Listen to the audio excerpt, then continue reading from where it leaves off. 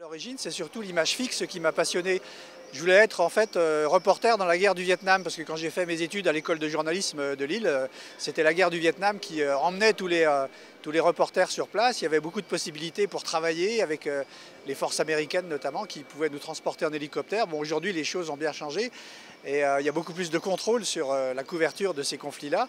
Mais à l'époque, il y avait beaucoup de journalistes qui s'en sortaient en travaillant sur cette guerre et donc j'avais envie de faire ça, mais bon, finalement j'ai pris une autre orientation que je regrette absolument pas. Je me suis plutôt orienté sur le Moyen-Orient, donc j'ai couvert beaucoup de conflits effectivement, mais j'ai toujours gardé une passion pour l'image fixe et à chaque reportage que je fais, j'emmène toujours un appareil photo. Des fois même je reste 2-3 jours après pour faire mes photos à moi, mon image à moi et ne plus être dépendant d'une équipe de reportage. Il y a une paupérisation de la profession, c'est ce que me disent tous les photographes, parce qu'aujourd'hui, c'est vrai que l'image circule beaucoup avec Internet, etc. Mais je trouve quand même que les gens ont gardé beaucoup de passion et surtout beaucoup d'esprit créatif sur la photo. On le voit d'ailleurs avec les nuits de la photo, cette variété qu'il y a, cette richesse, cet esprit de création qui est resté, qui est aussi favorisé par la naissance du numérique qui donne à mon avis un grand éventail de possibilités. Et en tout cas, je ne suis pas du tout pessimiste sur l'avenir de la photo parce qu'il y a beaucoup de gens qui se passionnent pour ça et qui nous apportent des productions vraiment très intéressantes, très passionnantes.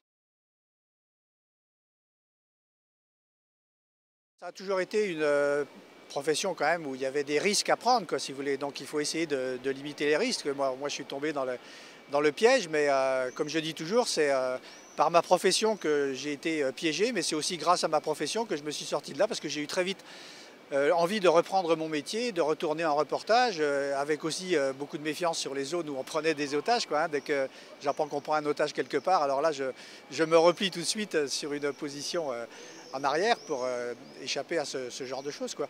Mais si vous voulez, malgré ce qui m'est arrivé, j'ai quand même gardé la passion de mon métier, que je continue encore d'exercer aujourd'hui avec peut-être plus de prudence certainement, mais enfin, on a quand même gardé la passion de l'image toujours, quoi.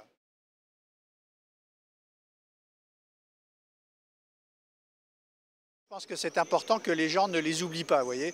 Il ne faut pas que les otages soient oubliés. Il faut peut-être pas non plus faire trop de battage médiatique autour d'eux parce qu'après ça peut porter préjudice, mais il ne faut surtout pas que les gens les oublient, ne serait-ce que pour ceux qui négocient aussi leur libération. Il faut qu'ils soient motivés, qu'ils sachent que les Français sont intéressés de voir revenir ces otages-là, qu'ils étaient là-bas pour nous informer sur ce qui se passe en Afghanistan.